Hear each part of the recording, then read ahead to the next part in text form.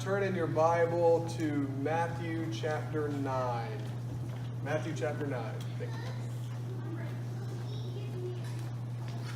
And as you're turning there, I'll go ahead and mention a little bit about what we've got planned for the next few weeks. Of course, this sermon this morning is part of a series we're going to do through September called Am I Eligible to Follow Jesus? And, you know, part of that, and I kind of chose the passage I chose for the, kind of corporate reading because it had this feel to it that worked really well a little later in this, but also it kind of is a wake-up call. I mean, if you're, and like I was reading, as we're reading that, I'm looking at those, I'm looking at the things where it says, you know, people who do these things will not inherit the kingdom of God, and I'm like, holy cow, I feel like I kind of do some of those things.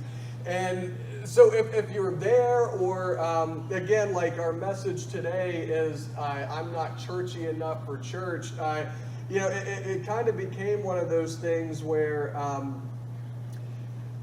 as we let traditions bind us to certain ways of doing church, it starts, sometimes you might start to feel like that.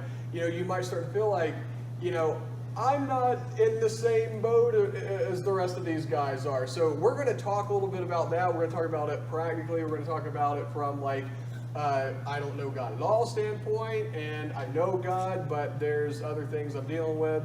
So we're going to talk about it this morning. So let's first read through this passage here in our Bible, Matthew 9 through 17, and then we'll jump right into things. It says, as Jesus went on from there, he saw a man named Matthew sitting at the toll booth, and he said to him, "Follow me." And he got up and followed him. While he was reclining at the table in the house, many tax collectors and sinners came to eat with Jesus and his disciples. When the Pharisees saw this, they asked his disciples, "Why does your teacher eat with tax collectors and sinners?" And I think it's funny, they automatically implied that Matthew, or all tax collectors in general, are sinful people. And we'll get into that a little bit, but just keep that in your mind. Now, when he heard this, he said, "It's not those who are well who need a doctor, but those who are sick. Go and learn what this means. I desire mercy and not sacrifice. For I didn't come to call the righteous, but sinners." Then John's disciples came to him saying, "Why do we and the Pharisees fast often, but your disciples do not?" Jesus said to them, "Can the wedding guests be sad while the groom is with them? The time will come when the groom will be taken away from them, and then they will fast. No one patches an old garment with unshrunk cloth, because the patch pulls away from the garment and makes the tear worse. And no one puts new wine into old wineskins, otherwise the skins burst. The wine spills out and the skins are ruined. No, they put new wine into fresh wineskins, and both are preserved." Let's pray real short prayer here for our message. God, thank you for our worship service. Thank you for your love to us. Bless us in this message. Speak to us in your name. Amen. Before we get to that, I think we can probably all say that we've been a part of a group or within a group that we didn't really feel like we fit in. When I was young, the church I was going to, the church I grew up in for the better part of my life, very conservative church, like women don't wear pants on Sunday, sort of conservative, very conservative. And we used to go to this camp called the Wilds, and it was actually a really good camp as far as what they had to offer. I mean, they brought in over 1,000 teens every single week, huge place. And we were divided into cabins. We'd be like, say, me and Landon and Caleb are all buddies together, and we're from the same church. When we got there, you guys might be from other churches, all teenagers with us, but they would put me and Landon and Caleb in a cabin with all of you. So I have some friends, but I'm meeting new people too. So it's kind of a cool camp. You had that part of it that was really good. But it was kind of an issue because it was such a conservative camp. They were bringing in some different people. Some people who had grew up much different than I had grown up. And many of these students were homeschooled by very, very conservative families. And I have no issue against homeschooling. I'm not going to talk negative about it at all. But, of course, if there is a heightened level of, like, we do things a very specific way, then sometimes things can get a little socially awkward, and so it did. And I would get around groups of people, and it was like, yeah, and I'd be like, hey, have you seen the new whatever movie? It's like, have you seen the new Avengers movie? And they're like, we're not allowed to watch movies. Oh, well, it's PG-13. Yeah, we're not allowed to watch movies. And I'm like, what? Yeah, it was just different, things. So there were times where there were people who weren't allowed to listen to music outside of very specific hymn-type music that they did in church. It was, for some girls, they had never worn a pair of jeans in their life. It was all dresses and culottes. So being in that environment as a kid who had grown up very much like where church was, you had your church life, but you had normal life outside of that. When I got there, it was like, no, we're 24/7 conservative church in it. It just doesn't matter. So I didn't feel like I fit in, and you could feel stares sometimes like, yeah, you're not what we expected. But then let me kind of contrast that. When I was in middle school, of course, I went to a very large school. I wasn't a super popular guy by any means, Again, it was a big school, so I'm just kind of one in the masses, I remember in the mornings, we would have 20 minutes every single morning where we were just standing outside waiting to go to our first homeroom class. And I guess buses just got in early. But I remember I ended up, and I don't even know how it worked its way out, but I like I said, I wasn't very popular, and I ended up hanging out with a group of kids that I would have normally never hung out with, and I would call them the skater punk kids. Now, if you, I don't know, Christian, what year were you born? 92. Okay, so you're kind of the 90s aged, and I remember in the 90s era, it was baggy jeans and the Vans shoes and everything. And so this is the group I'm hanging out with. And for me, I grew up not on a farm or anything, just kind of country boy.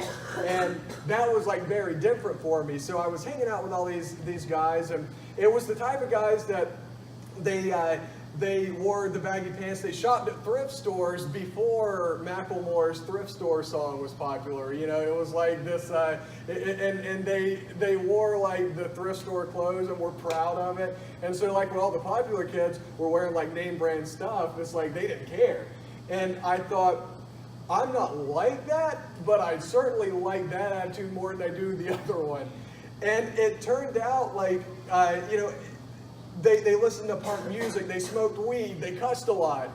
But I found myself a part of their group, and in the mornings at least. And the big difference was, it wasn't these kids versus those kids sort of things. I could hang out with the others just as well as I could these guys, but they accepted me right where I was. Didn't matter, and I could go hang out with the popular kids, or if you want to say you call them the jocks, the preppies, or whatever. I could go hang out with those certain groups of people, but they're certainly not going to defend me. But this group, had someone came and tried to mess with me, it would have been, jumped on it like a lion. That's because they protected their own. They accepted who was there, no matter what. And that's what I want to bring to our attention in this passage about Jesus in Matthew. Matthew is considered a guy that doesn't belong among the religious people. And Jesus is considered a guy that doesn't belong among the common people or the non-religious people. He's a rabbi. Rabbis didn't associate with sinful people. It was unchurched, unsynagogued people. They didn't do that. So what we find is a friendship and a discipleship that couldn't have been formed under any other circumstances, and that's exactly why Jesus later is going to talk about the cloth and the unshrunk piece on it and the wineskin. So we're going to get to that, but the main thing is we're going to talk about this uncanny relationship with Jesus and sinful humans. So our first point is that Jesus seeks the unchurched person. So to dig into this point, I think we need to establish what and who Matthew is to the best of our abilities with the knowledge that we have from Scripture, from history, that kind of thing. So Matthew's a Jewish tax collector for the Roman government. And that gets a little more complicated, but we don't know many other details other than that, and that typically tax collectors were considered sinful people by the Pharisees. You know, and again, Matthew's the one writing this. He's like, yeah, I know, they considered me sinful when I was a tax collector. The Pharisees, they were your religious super elite, you know, super followers of God's laws to a T. So to them, the tax collectors had a number of knocks against their character. First and foremost, they dealt a lot with unclean Gentiles. You know, Gentiles are basically any person that's not Jewish. They're not under this umbrella of Israel. And because Israel had always been a theocracy, or this government ran by God's law, their disdain for political powers, for political overthrowers, was more than just a simple, you know what, this country defeated us and now we don't like them. It was more than that, because the Romans coming in defeating them was basically like the Romans saying, our God is better than your God. And the Jews did not like that. More practically, though, the masses of people in general, Pharisee, all the way down to your basic general layperson, they would have had issues with tax collectors because the tax collectors probably made a lot of money off of the common person. Craig Keener, in his commentary, he says that not only do most scholars agree that these taxes were already ridiculously high, but the collectors charged more than what was owed to make their profit margin higher. And the worst part about it is that a tax collector could charge this arbitrary amount. So, you know, say Landon owes me $50 in taxes, and I go to him and I say, you know, Landon's a Jewish person. I say, Landon, my name's Matthew. I'm your tax collector. You're trying to come in here to Jerusalem with all your stuff. You know what, I'll charge you $100 for this. Your taxes are $100. And Landon starts looking at stuff. He's like, dude, there's no way this is more than like $50. You're charging me more. I want a Roman authority to come over here. So I call Mark over, and he's the Roman authority coming to be the arbitrator here. And he looks at it and he's like, looks like $100 to me. Wink, wink. Yeah, right, Landon? And then I walk away sad. I paid him my $100, and Mark says, all right, give me my cut of it, buddy, because you know that was more than, you know, $50. You took 100, so I want like 20% of that. And so the Romans could have easily worked hand in hand with these corrupt tax collectors to make a little side business for themselves.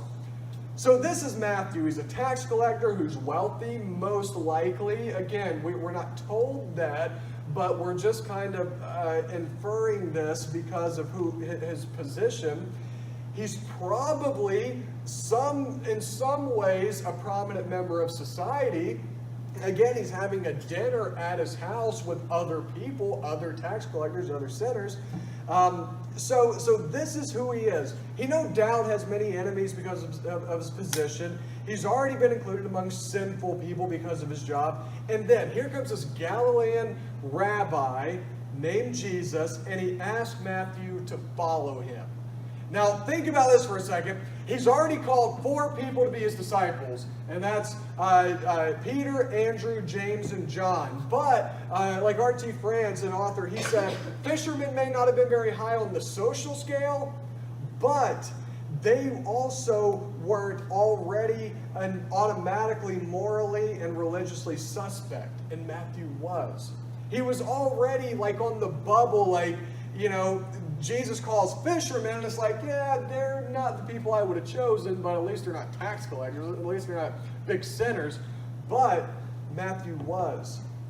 But even more radical than the fact that Jesus called Matthew was the fact that Matthew left. He followed him. He dropped what he was doing. So let's put it all together in a practical sense. Jesus calls Matthew to be a disciple when Matthew doesn't deserve it in the sense that we would typically think of it, right? He's a sinner. He's not pursuing a religious or spiritual life. He's apparently not overly pious. Yet, Jesus seeks him. And that's the truth that I want us to see. Jesus seeks sinners. He seeks unchurched. He seeks non-spiritual people. People in the middle. People at the lower end of it. People that are super pious already.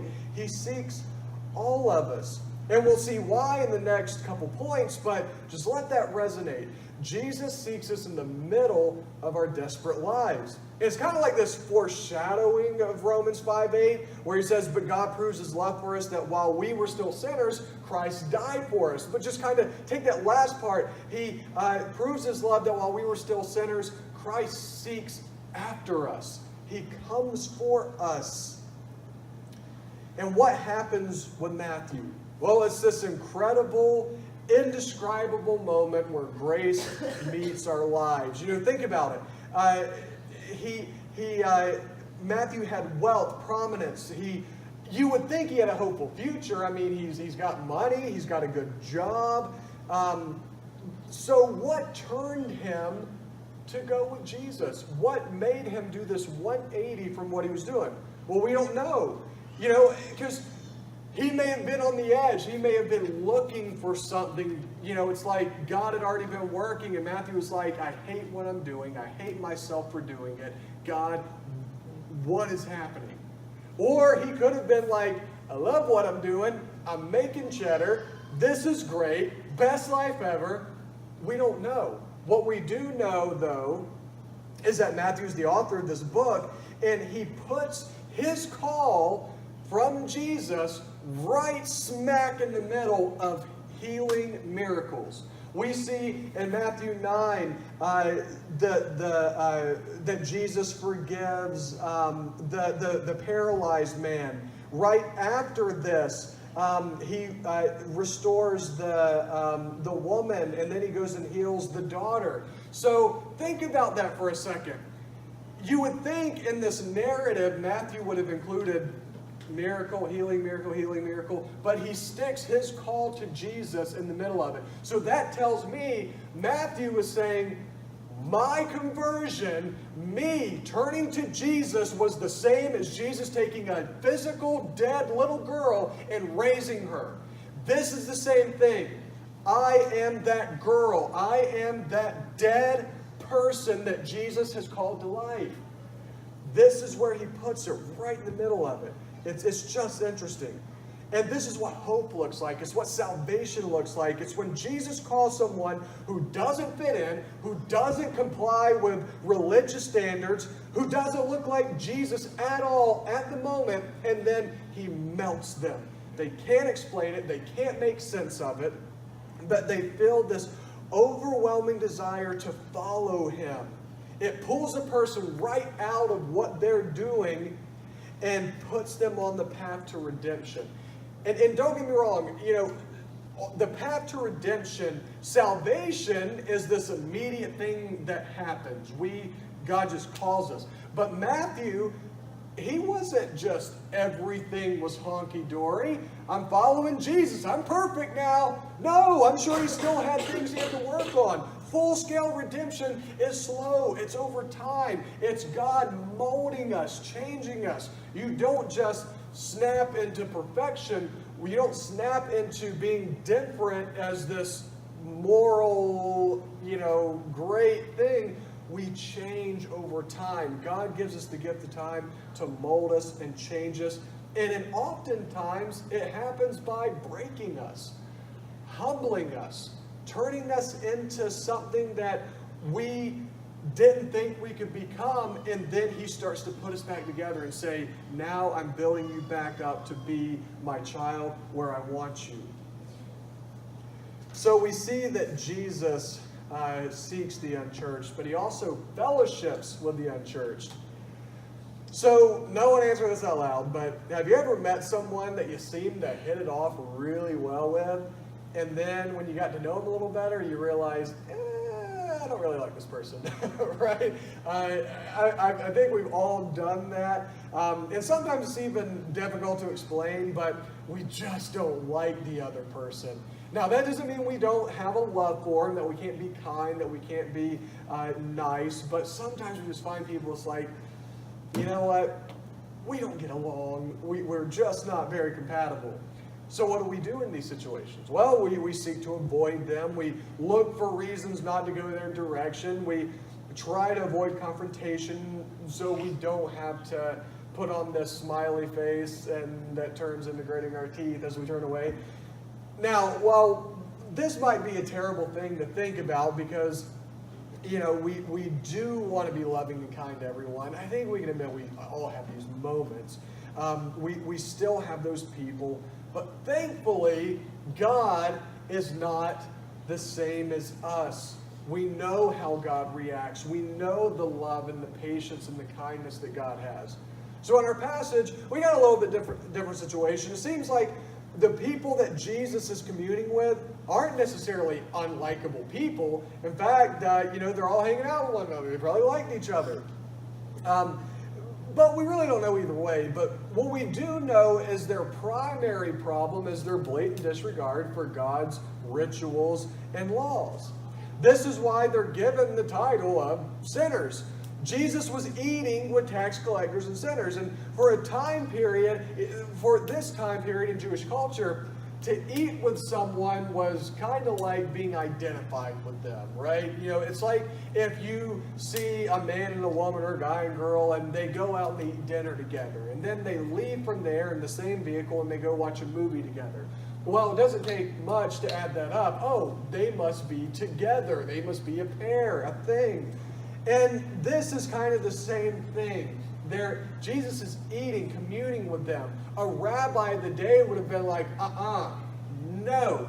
These people are morally and religiously not on par with me. No. My disciples, the people I commune with, they will be at least working towards better righteous living. We can't go hang out with these people.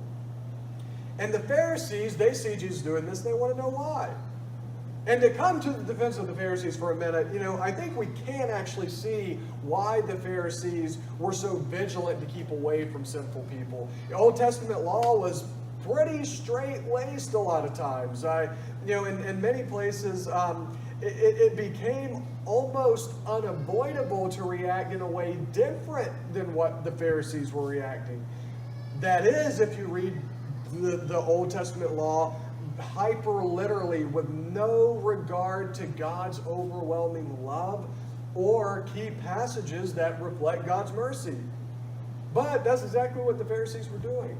And they were trying to hold this over Jesus by asking his disciples, why does your master eat with tax collectors and sinners? And notice they go to his disciples this time. It's kind of like trying to turn the group away from him. It's like, and I can imagine for a minute that these disciples probably are thinking that, like, well, crap, I don't know. I mean, yeah, I kind of think it's messed up too. This guy Matthew is like calling him to be one of us. Look, we have at least been trying. Matthew hasn't. But that's what these Pharisees they ask this question, and Jesus gives them an answer, and he does it in two parts. First, he gives a very practical portion of the answer, and this always makes me think of Back to the Future, where Biff goes to George McFly, and he grabs him, and he's like knocking on his forehead, saying, "Hello, McFly!" So this is kind of like what Jesus makes the Pharisees ponder this notion. It's like he's knocking on their foreheads and saying, people who are sick don't need a doctor. It's the sick people who need the doctor. N.T. Wright, an author, he made this comment. He says, why does he eat with tax collectors and sinners? Because while other religious leaders of the day saw their task as being to keep themselves in quarantine, away from the possible sources of moral and spiritual infections, Jesus saw himself as a doctor who would come to heal the sick. There's no point in a doctor staying in quarantine. He'll never do his job. See, this wasn't Jesus excusing the sinner's actions. It wasn't like he was saying, guys, it's okay. Do what you want to do. Just be cool, okay? No, he wasn't excusing actions. This was him saying, you will never be able to find yourself coming to change if you don't have me. If you'll never be able to get to a right heart if I'm not around you. So he needed to show them what true joy and fulfillment looked like. And what better way to show these people what true joy and fulfillment look like than to be around them. And then Jesus gives the second part of the answer by offering the spiritual portion. He tells them to go and learn what this means, which was kind of like a typical thing that they would say oftentimes when they wanted to make a point. It's like, yeah, go and learn what this means. I desire mercy and not sacrifice. And this is a quote from the prophet Hosea in Hosea 6:6. And it wasn't ruling out sacrifice in the sense that Jesus was saying it didn't matter. Jesus would later make the case that, hey, I came to fulfill the law, not to destroy it. But what he was doing was illuminating their dependence and their preoccupation with the ritualistic demands of the law while ignoring these heavy matters. He says that later. He calls them weighty, heavy matters, such as mercy. Basically, this was Jesus telling them the law, including the old sacrificial system, was pointing them to a need that they had, which was a Savior. It wasn't that, this is for you to get to heaven, to get to God. He was saying this is pointing you to who God is. And instead of recognizing that need and the sinful characteristics of the heart that gave them that need, they were only recognizing specific commands of the law. So basically, instead of seeing thou shalt not kill, or don't kill, as this testimony of man's heart to want to hate and to want to murder, to fix his problems, and to look at the anger for a brother that leads to it, they just abstain from it. Instead of looking at ritualistic laws such as the tithe as a setting for the common man to be able to make sure that Levitical priests had what they needed, they just saw them as unbending rules that needed to be heeded in order to be right with God.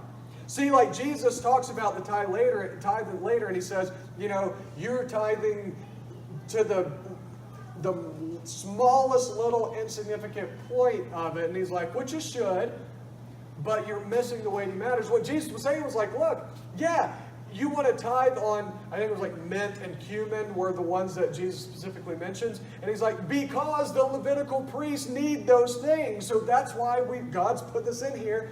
But if you're just giving from your heart over and over and over and watching them flourish because of your giving heart, there's no law that can even interfere with that. They missed the point. And in doing so, they were missing the blessings that came with sharing the love of God. I say that, I think of what's the National Anthem movie where he's like, the blessing. Yeah. Prayer. Yeah. But they're missing these blessings that were coming from sharing the love of God with those around them that were morally suspect. And trying to keep themselves spiritually clean, they were just further pushing themselves away from God's true heart and His love, this love for sinful mankind. So this is the duty of the church, to get the gospel to people and places that don't look like churched people and places. It's the duty of the church to share God's love and let Him do the changing and let Him clean up lives. We think we need to tell someone, stop doing that. And the reality is we need to say, yeah, we need to tell you to keep going. We need to tell you to keep going to Jesus. Not keep going in what you're doing, but go to God. So this church shouldn't just be a club for healed people. It should be a clinic for those who haven't found Jesus. And that means that germs will be flying in the waiting area, right? It's like you go to a clinic, a doctor's office, and you see someone hacking up stuff in their hand, and you're like, gross, like that, yuck. But what we forget is that they're hacking stuff up in their hand because they're sick. They need a healer. So instead of going to them being like, listen, you got to stop with all this hacking, they're going to be like, it's kind of like ingrained in me. I can't stop. That's why I'm here to doctor. So that's what we're talking about. In a practical sense, it means that not everyone's going to look the same, not everyone's going to act the same, or be looking for the same things. But it's not our job to judge or monitor that. It's our job to bring them to the one who can heal. So our last point here is that Jesus defends the unchurched. And this last point comes from a passage that I really do like here in Matthew. But I have to mention here that we're kind of shifting the meaning of unchurched when we get to this point. The first two where Jesus seeks the unchurched, he fellowships with the unchurched, those are kind of like this idea that the people he's speaking to are more or less not followers of God.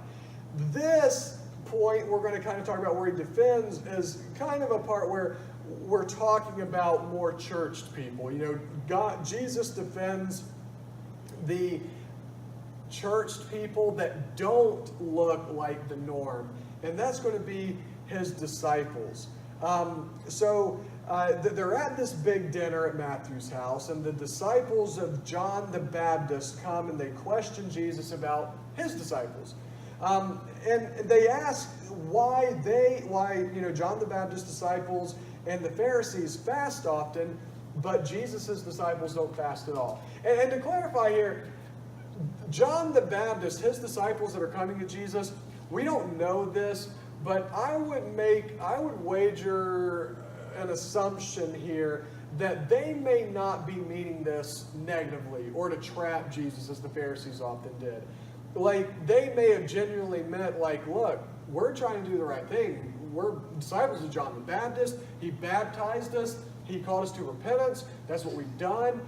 And your guys aren't looking like that. So what gives? What's going on here?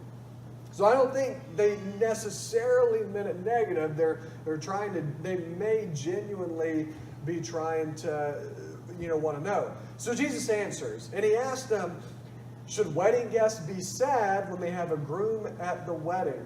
And then he makes a comment about putting a new patch of cloth on an old garment. As soon as you wash the garment, the new patch shrinks, and then it tears itself off the garment. And then no one puts new wine in old wineskins, or the wineskins will burst. And this was referring to how wineskins were made out of leather, so at first they were very soft and pliable, so you pour unfermented, or you pour new wine into these skins, and as it ferments and that pressure builds, the skins are able to expand a little bit to give, and they won't burst. But as leather gets older and harder and brittle, you put new wine in, and as it ferments, the pressure builds. It's going to pop holes or just leak or whatever. It'll burst. So, what does all this mean?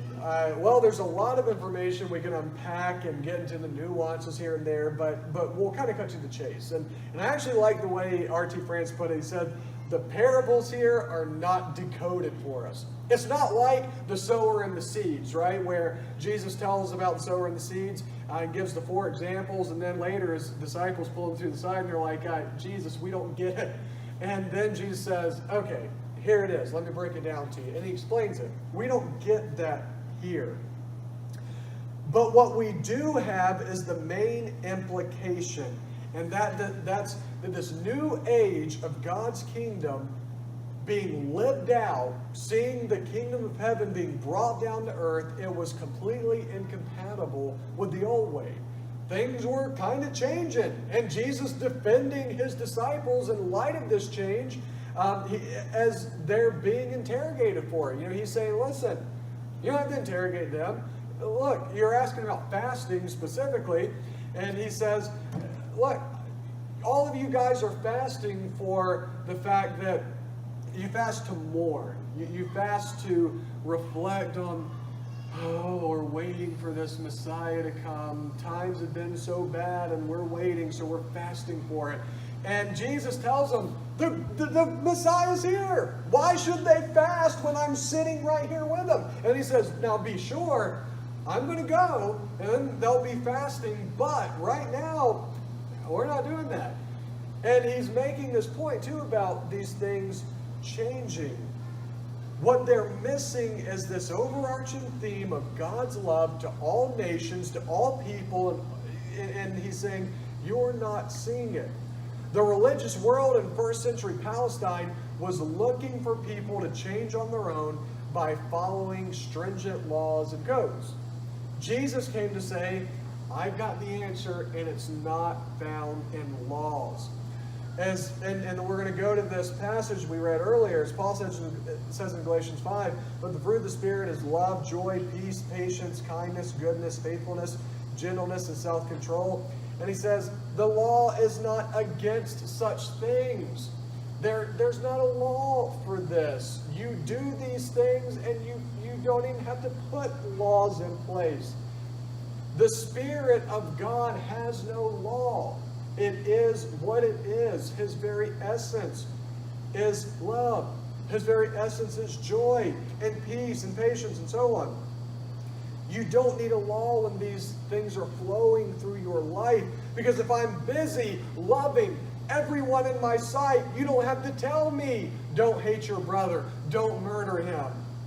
If I'm so busy loving my wife with my whole heart, you don't have to tell me, don't commit adultery, because I can't when my love is too strong. If I'm busy staying away or giving away what I have to others only to gain more and then give more away, you don't have to tell me, don't steal, because it's not in my nature. It's to give.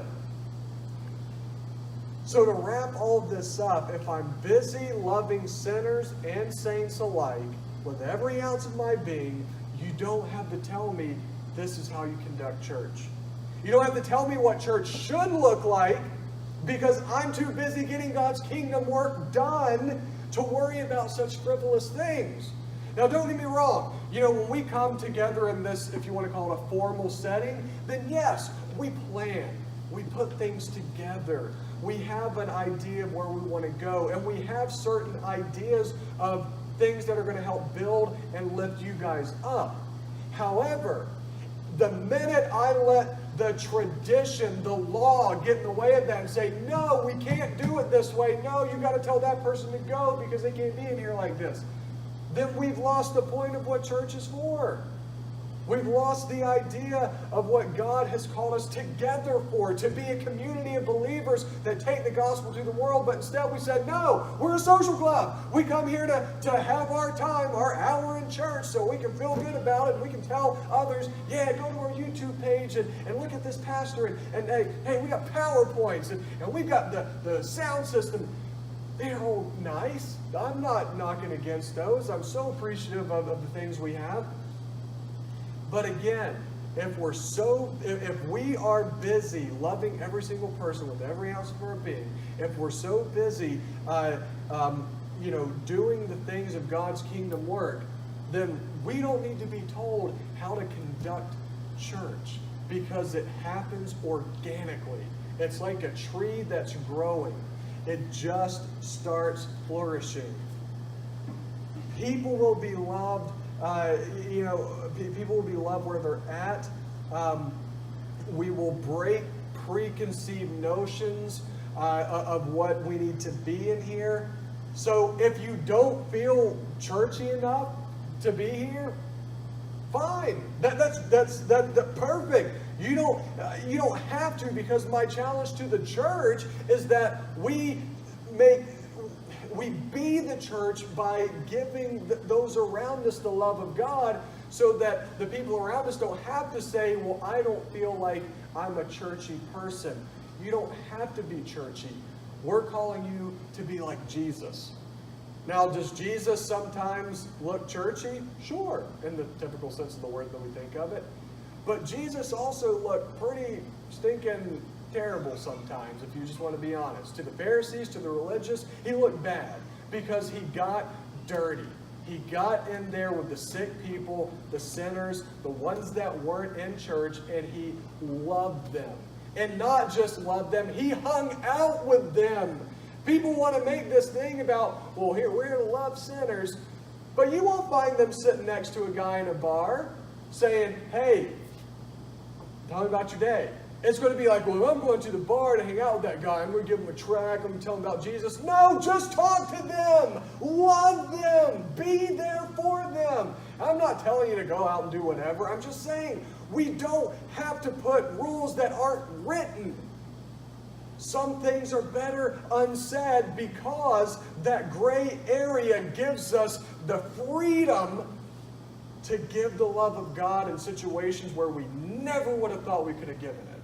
So that's the idea here. That's my challenge. If you feel like you are a churched person, you're kind of traditional in nature, you're kind of conservative in nature, fine. I might say, pray to God how he can use you in ministering to people. If you're not the churchy person, you say, I know God, but I'm not like a super conservative person. Good. Ask God how he can be using you to do it outside of the bubble, outside of the box, like outside of the box of the preconceived notion. How can I serve? How can I love people? How can I give? And then if you don't know Jesus at all, or you say, hey, it's been a while, I'm not like where I need to be. Perfect. Because you've recognized you're not there. And God can pick you up and say, hey, I'm here. Let me take you on the right path. And I say right path. And what I mean by that, and I'm ending on this, what I mean by right path is the path where God fulfills your life. Where he says, listen, you're a sinner, but you're forgiven. Now, let's take this mess of a life that you've got and let's get you fulfilled. It's not that God's saying, you know what, geez, you lied again, you stole again, you did whatever again, you're such a bad person. No, he's saying, I'm broken for you because I know there's so much more for your life that I have, and if you would just let me give it to you, you wouldn't want that anymore. You would want what I have. So that's it, guys. Let's have a word of prayer, and then we'll sing one more song and we'll be dismissed. God, again, thank you for your love, the grace that you give us. We're thankful for those you put around us to help us to grow, to help us to see your word and bring the things out of it and apply it to our lives. We ask that you would help us this week. Let us be more like you. Let us find fulfillment in finding you. We ask in your name. Amen.